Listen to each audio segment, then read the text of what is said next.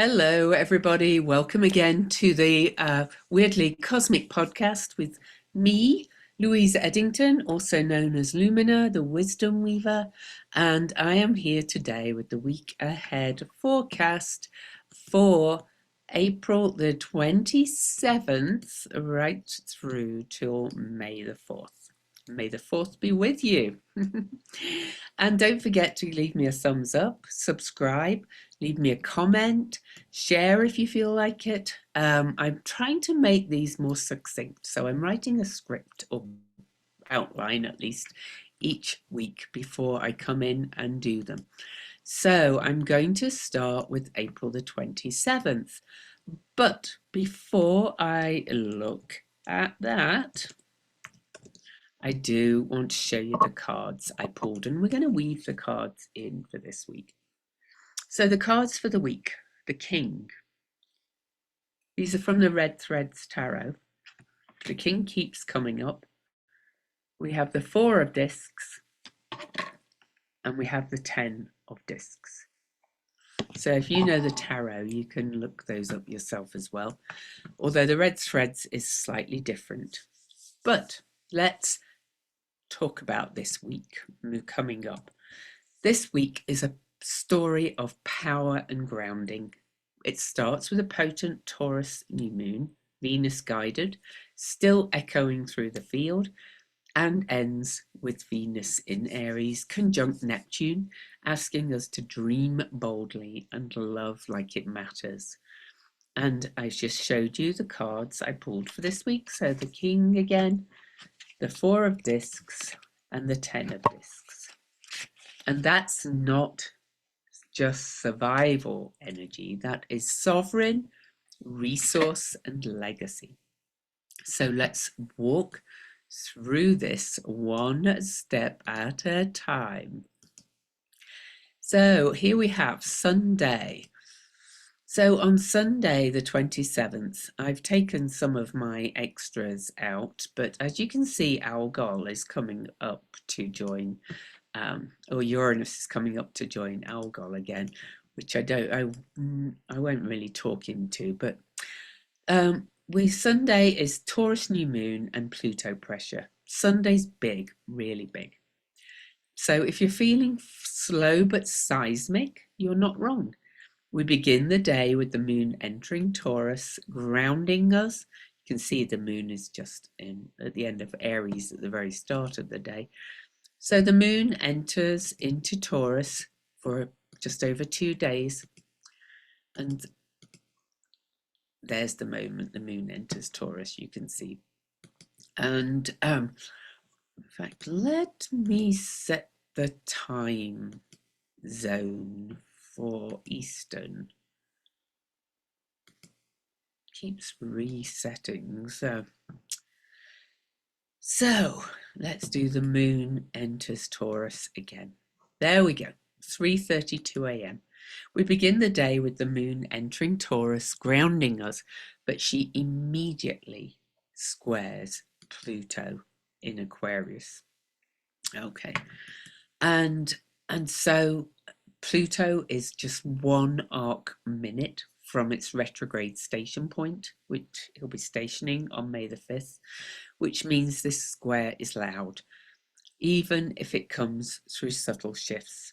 You may feel sudden emotional intensity, power struggles, a sense of I need stability, but something's shifting under my feet.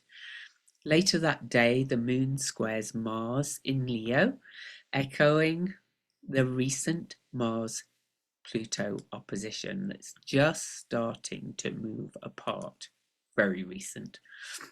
If something boiled up last week, this is where we start moving through the embers. And then we reach the new moon in Taurus at 3:56 p.m. Eastern. Okay. So that's a new moon conjunct the sun. I did a whole podcast for that. If you want to watch that, you can find it in my timeline. This is a grounding reset, but it's not quiet. It's deliberate. It wants commitment. It says, what are you really building? And who are you when everything else slows down? You can check out my new moon video as well. I mentioned that. That evening, Mercury, Mercury is over here, still in Aries, will square off to Pholus Centaur, and that's triggering small events with big ripple effects. So don't underestimate a conversation, a message, or a decision. Everything speaks louder right now, even the whispers. So on to Monday. Monday 28th, the moon, the only major aspect is that the moon will come up and conjunct Uranus and Algol, as you can see. And we get a little jolt of truth, liberation, or surprise. This is the feeling of wanting to radically change your routine or suddenly realizing what's been holding you back.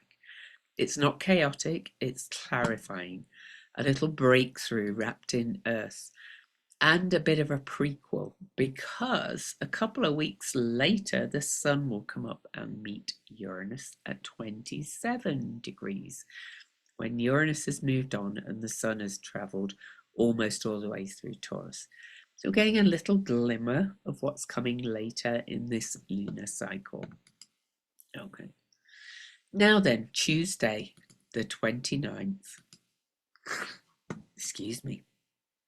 So early on Tuesday, the moon will move into Gemini, and for a couple of days, and the vibe shifts completely. This is a good day for movement, conversation, brainstorming, and if things felt heavy or sluggish during the weekend's new moon, this is when your mind catches up with what your body's been processing. Follow the ideas that spark without overcommitting. Let your curiosity lead for a bit.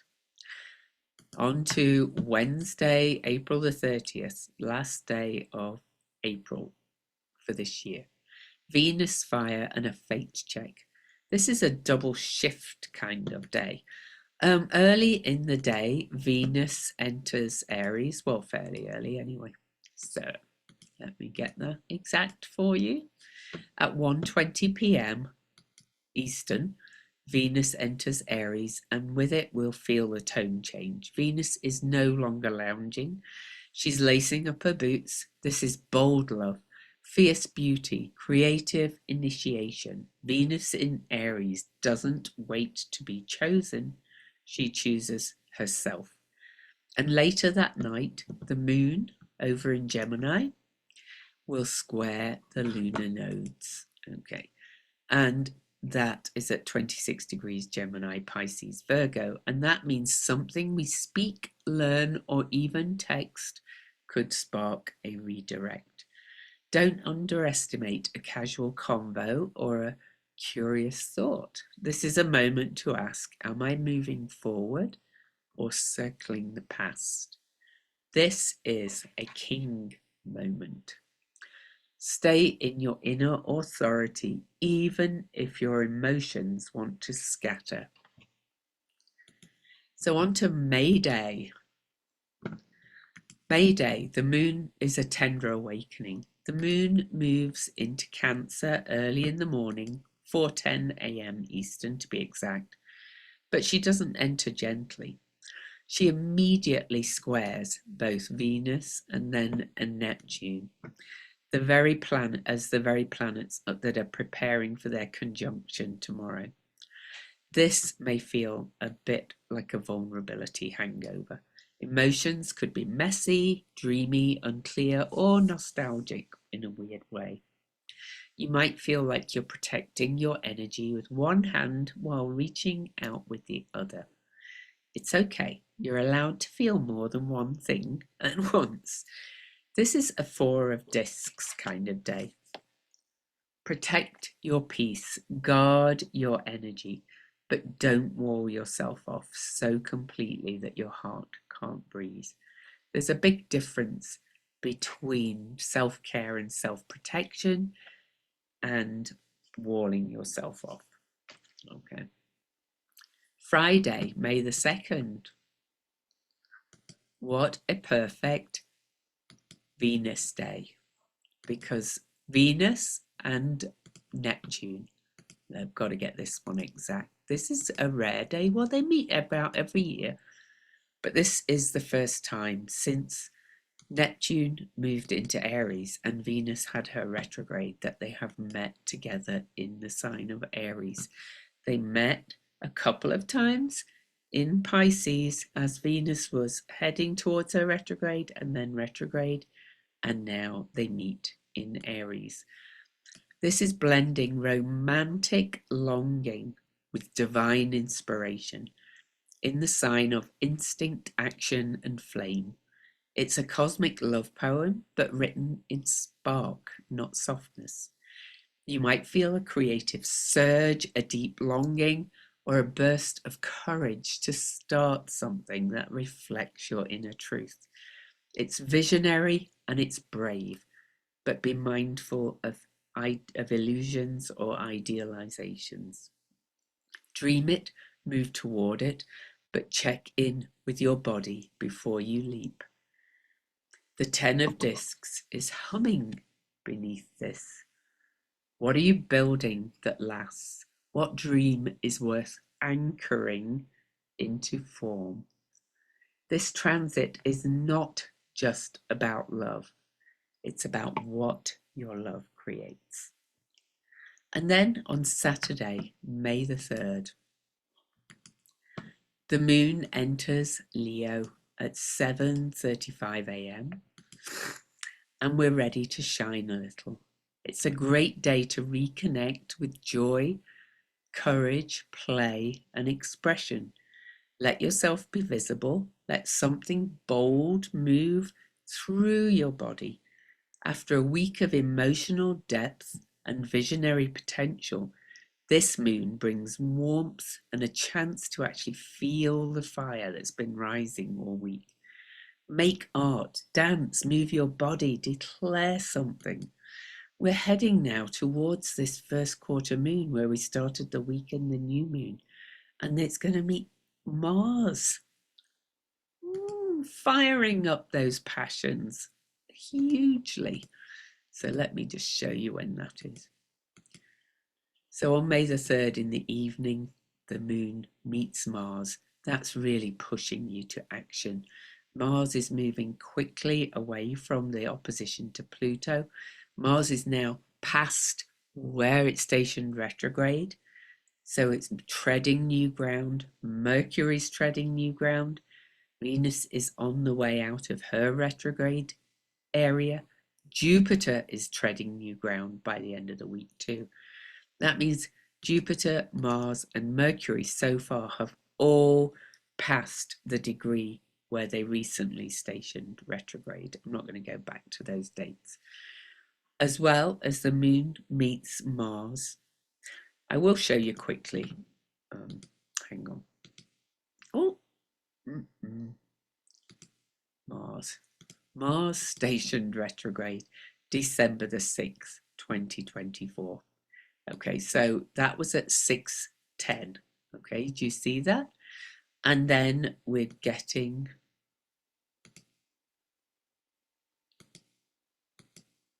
there you go. The moon conjunct Mars again. Mars has passed that degree. So since December the 6th, he's been there. Jupiter's out of the shadow as well. Jupiter last stationed retrograde earlier in the 21st degree of 21 degrees Gemini. New ground, Mercury, new ground, all these planets direct. Pluto's about station retrograde, but everything's moving forward.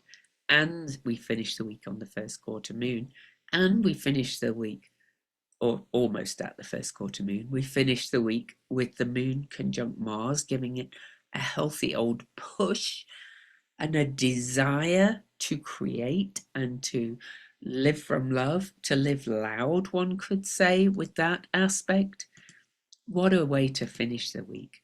The first quarter moon, I'll show you quickly, will not happen till May the 4th in the morning, but you can see that everything is really opening up at this point. Okay, everything is really coming out. Things are starting to move fast. Action is being taken. But so this week, though, brings us from slow ignition of the Taurus New Moon through emotional recalibration and creative revelation and into Venus's leap into Aries, asking us to love out loud.